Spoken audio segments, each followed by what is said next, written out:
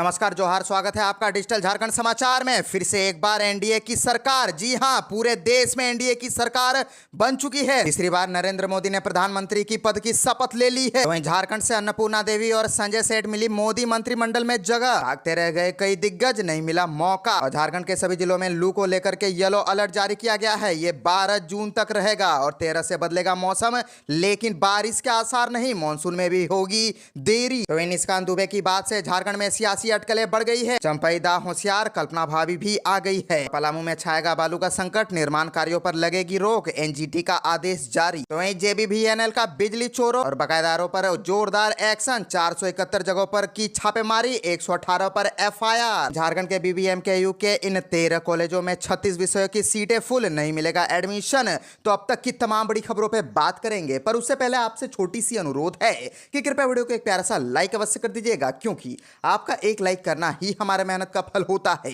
तो शुरुआत करते हैं आज की पहली और बड़ी खबर से। इस वक्त की बड़ी खबर नरेंद्र मोदी को लेकर के आ रही है, जहां फिर से एक बार एनडीए की सरकार पूरे देश में बन चुकी है। तीसरी बार पीएम बने नरेंद्र मोदी और कई चेहरों को मिली मंत्रिमंडल में जगह। दरअसल नरेंद्र मोदी तीसरी बार देश के प्रधानमंत्री बन गए हैं। मोदी 3.0 का शपथ ग्रहण समारोह भी हो चुका है और कई कैबिनेट मंत्रियों ने शपथ लिया। इस लिस्ट में झारखंड के कोडरमा से भाजपा सांसद अन्नपूर्णा देवी का भी नाम है। झारखंड से अन्नपूर्णा देवी के साथ साथ संजय सेठ को भी मिली है मोदी मंत्रिमंडल में जगह। दोनों को केंद्रीय मंत्रिमंडल में जगह देकर राज्य में ओबीसी आबादी को साधने का प्रयास किया गया है। झारखंड की बात करें तो यहां भी 55% आबादी ओबीसी की है तथा सभी दलों के एजेंडों में यह समाज अनिवार्य रूप से होता है। और आपको बताते चले कि अन्नपूर्णा देवी और संजय सेठ को मोदी कैबिनेट में स्थान देकर ओबीसी आबादी में ज्यादा हिस्सेदारी वाले यादवों और वैश्यों को साधने का प्रयास किया गया है। झारखंड में यादवों की आबादी 14% है, जबकि वैश्यों की आबादी 40% है। लगभग 6 महीने में झारखंड में विधानसभा चुनाव होना है। इसे ध्यान में रखते हुए यह रणनीति कारगर होगी। और आपको बताते चले कि राष्ट्रपति भवन में आयोजित शपथ ग्रहण समारोह में राष्ट्रपति द्रौपदी मुर्मू ने पीएम मोदी और मंत्रिपरिषद के सदस्यों को पद एवं गोपनीयता की शपथ दिलाई। नए मंत्रिमंडल में पीएम मोदी समेत 72 मंत्रियों ने शपथ ग्रहण की, जिसमें 30 कैबिनेट मंत्री शामिल है। वहीं एनसीपी के राज्य मंत्री का पद स्वीकार नहीं किया।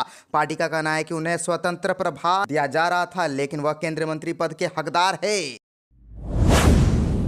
निष्कांत दुबे की बात से झारखंड में सियासी बवाल हो गया है। बीजेपी नेता निष्कांत दुबे ने अपने आधिकारिक एक्स हैंडल पर कुछ लिखा है, जिससे झारखंड में सियासी हलचल बढ़ गई है। इसे पढ़ने के बाद प्रदेश में लोग अपने अपने तरफ से कयास लगा रहे हैं। राज्य में सत्ता परिवर्तन के कयास भी अब लगाए जाने लगे हैं। दरअसल निष्कांत दुबे ने इससे झारखंड के पूर्व मुख्यमंत्री हेमंत सोरेन की पत्नी कल्पना सोरेन और राज्य के मौजूद सीएम चंपई सोरेन का नाम लिया है। इतना ही नहीं, निष्कांत दुबे ने सीएम चंपई को एक तरह से आगाह भी किया है। दरअसल निष्कांत दुबे ने पर लिखा है कि चंपई दा होशियार, कल्पना भाभी आ गई है। झारखंड की वर्तमान सरकार के लिए आने वाला 7 दिन बहुत ही महत्वपूर्ण होने वाला है। दरअसल कल्पना सोरेन ने हाल ही में चुनाव आयोग द्वारा राज्य की गांडे सीट पर कराए गए उपचुनाव में जीत हासिल की है। जाहिर है कि एक्स पर निष्कांत दुबे की यह बात कहीं ना कहीं राज्य में सत्ता परिवर्तन की अटकलों को हवा देती है। झारखंड के चर्चित जमीन घोटाले में जब प्रवर्तन निदेशालय ने राज्य के तत्कालीन सीएम हेमंत सोरेन पर शिकंजा कसते हुए इसी साल उन्हें गिरफ्तार किया था, तब उस वक्त भी राजनीतिक गलियारे में हेमंत की पत्नी कल्पना सोरेन की भी भूमिका को लेकर काफी चर्चा हुई थी। हालांकि उस वक्त कल्पना सोरेन किसी सीट से विधायक नहीं थी। और आपको बताते चले कि हेमंत सोरेन के इस्तीफे के बाद झारखंड मुक्ति मोर्चा के नेता और हेमंत सोरेन के करीबी माने जाने वाले चंपई सोरेन को राज्य की कमान सौंपी गई थी। कहा जाता है कि उसी समय से कल्पना सोरेन के लिए भी एक सुरक्षित सीट की तलाश की जा रही थी।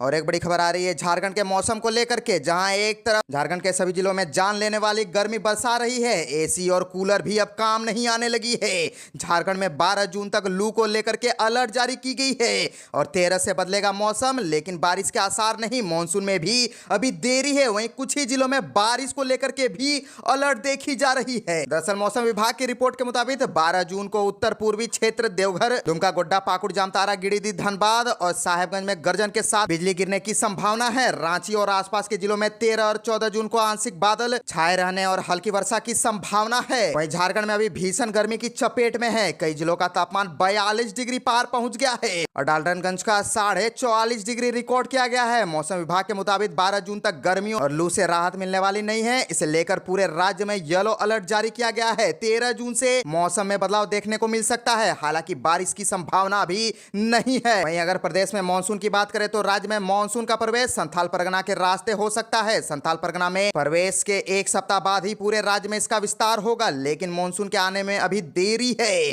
प्रदेश में मानसून 18 से 20 जून के बीच आ सकता है। और मौसम विभाग के पूर्वानुमान के अनुसार आज और कल पलामू, गढ़वा, चतरा, कोडरमा, लातेहार तथा लोहरदगा के साथ साथ रांची, बोकारो, गुमला, हजारीबाग, खूंटी तथा रामगढ़, पूर्वी सिंहभूम, पश्चिम सिंहभूम, सिमडेगा तथा सरायकेला खरसावा के साथ साथ देवघर, धनबाद, दुमका, गिरिडीह, गोड्डा, जामताड़ा, पाकुड़ तथा साहेबगंज में हीटवेव की भयंकर स्थिति रहेगी। वहीं 12 जून को उत्तर पश्चिम और मध्य दक्षिण निकटवर्ती उत्तर भाग में भी हीटवेव की स्थिति बनी रहेगी। इस दिन राज्य में 8 जिलों में मेघ गर्जन और वज्रपात की संभावना है।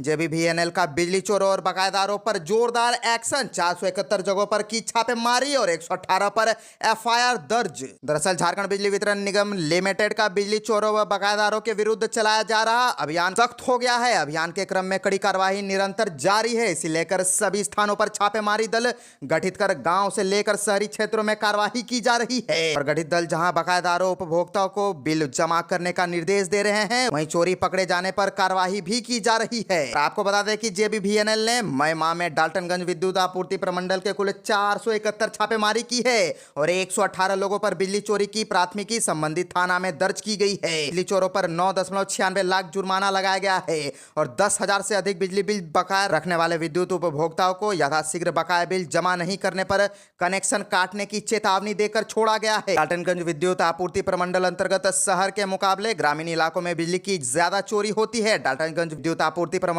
के अंतर्गत 3 अवर प्रमंडल आते हैं। पलामू में छाएगा बालू का संकट, निर्माण कार्यों पर लगेगी रोक और एनजीटी का आदेश हो गया है जारी। दरअसल एनजीटी के 15 अक्टूबर तक सीधे घाटों से बालू उठाव पर रोक का नियमित आदेश आज प्रभावी हो जाएगा। इसका असर जिले के पंचायत स्तर से कैटेगरी 1 के संचालित दर्जाधिक बालू घाटों पर देखने को मिलेगा। वहीं अगर प्रशासनिक कड़ाई हुई तो नदियों से बोरी से बालू भरने के काम पर भी रोक लग सकती है।